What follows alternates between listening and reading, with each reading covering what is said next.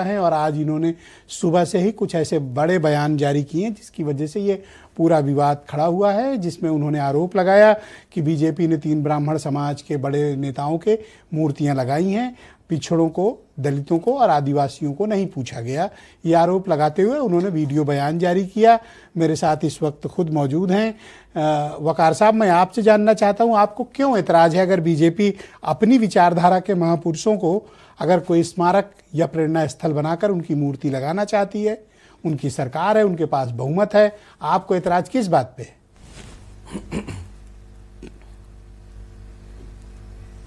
देखिए, सबसे पहले तो आपसे गुजारिश कर दूं कि आपने मेरा बयान चलाया नहीं, और हो सकता हो सुना भी ना हो ठीक से आपने, तो इसलिए आपको विवादित लग रहा है।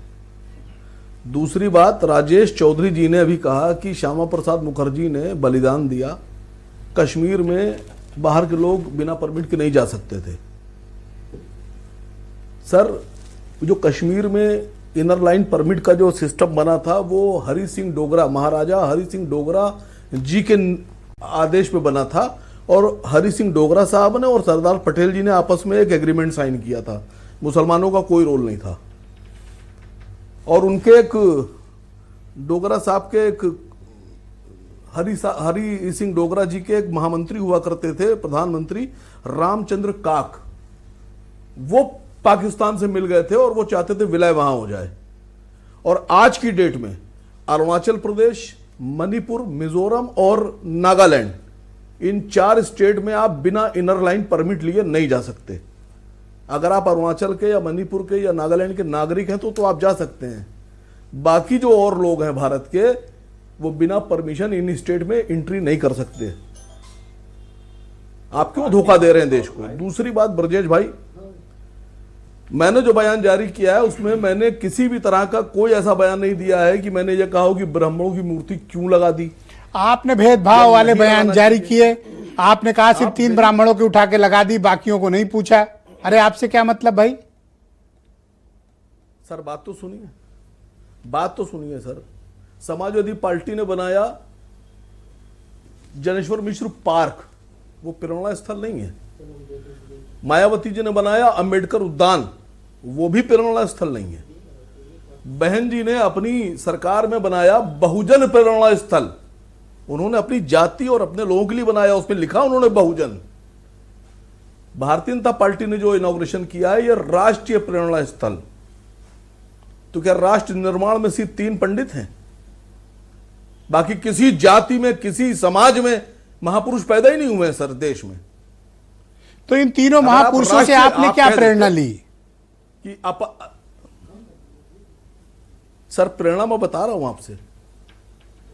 देखिए, आपने 65 फीट की लगाई है, मैं कह रहा हूं 165 फीट की लगाई है, और खाली 3 ब्राह्मणों की नहीं लगाई है, चंद्रशेखर आजाद की भी लगाई है और बाकी लोगों की लगाई है। मैं कब मना कर रहा हूं सर, लेकिन अगर सरकार पलटेगी और आने वाली सरकार में अगर मेरा मशवरा चला तो इसी प्रेरणा स्थल में कम से कम 30 अन्य जातियों के महापुरुषों की 65 फीट की मूर्तियां लगाई जाएंगी।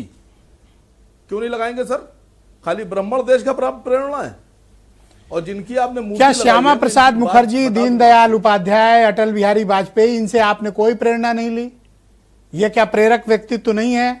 ये आपको इंस्पायर्ड नहीं करते हैं? मैं देश को जो प्रेरणा दे रहा हूं बता रहा हूं आपसे। नहीं सर, बात सुनिए मेरी। अगर आप टोकते रहेंगे तो बात नहीं आ पाएगी।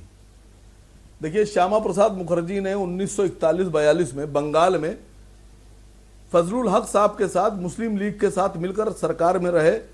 मुस्लिम लीग का मुख्यमंत्री था और श्यामा प्रसाद मुखर्जी उसी मुस्लिम लीग की सरकार में वित्त मंत्री थे। क्या ये प्रेरणा देना चाहते हैं आप? श्यामा प्रसाद मुखर्जी ने जिस वक्त कांग्रेस ने कहा कि भारत छोड़ो आंदोलन, तो श्यामा प्रसाद मुखर्जी जी ने गवर्नर जनरल के उस वक्त ब्रिटेन के एक लेटर लिखा, जो इंडिया गवर्नर जनरल था, कि इसको भारत छोड़ो आंदोलन को कुचल दीजिए, सख्ती से कुचल दीजिए। यह प्रेरणा देंगे आप?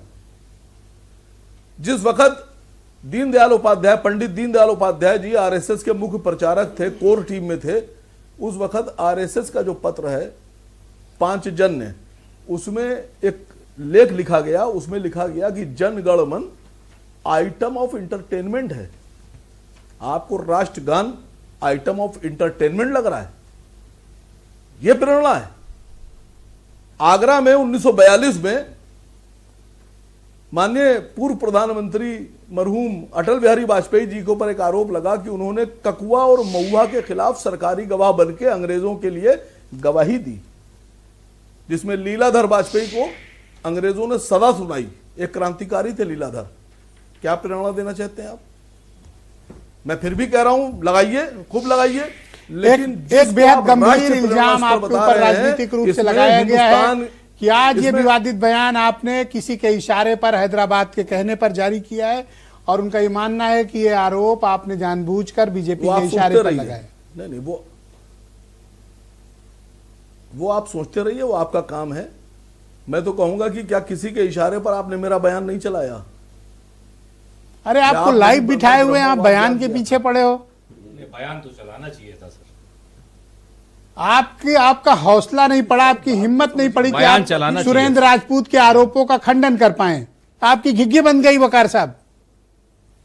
जब कोई नहीं, आरोप अगर जायज होते और आरोपों में दम होता तो मैं वाकई जवाब देता। जब सपा को एतराज नहीं, कांग्रेस पार्टी को एतराज नहीं, बीएसपी को एतराज नहीं, आसिफ वकार को क्यों एतराज है? यही तो इनको डाउट लगता है, यही तो पॉलिटिकल कॉन्स्पिरेसी लगती है कांग्रेस को। मुझे अपनी बात, अरे सर, मुझे आपके चैनल पर अपनी बात रखने के लिए बुलाया था, मैंने अपनी बात साफ कर दी। मेरे बयान में कहा मैंने कहा है कि ये पंडितों की नहीं लगना चाहिए मूर्ति। भाई भगत सिंह की भी लगाइए, बिजली पासी की भी लगाइए, बाकी और जो ठाकुर जाति के जो महापुरुष हैं उनकी लगाइए, दलितों के महापुरुषों की लगाइए, आदिवासी महापुरुषों की लगाइए। ऐसा प्रतीत होता है कि आप जानबूझकर एक बखेड़ा और विवाद को उत्पन्न करना चाहते हैं की मूर्ति और सुरेंद्र राजपूत ने जो सनसनीखेज आरोप लगाए हैं आपके पास उसका कोई प्रतिकार नहीं है।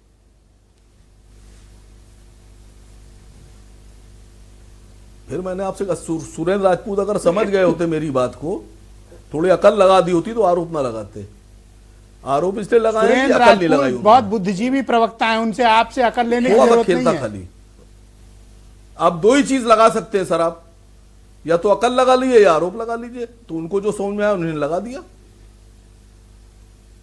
तो आप ये कह भी तो सकते हैं कि नहीं, मैंने तो ये भारतीय जनता अपने पार्टी विचार के आधार पर बात कही है। आप तो ऐसा लगता है स्वीकार कर रहे हैं।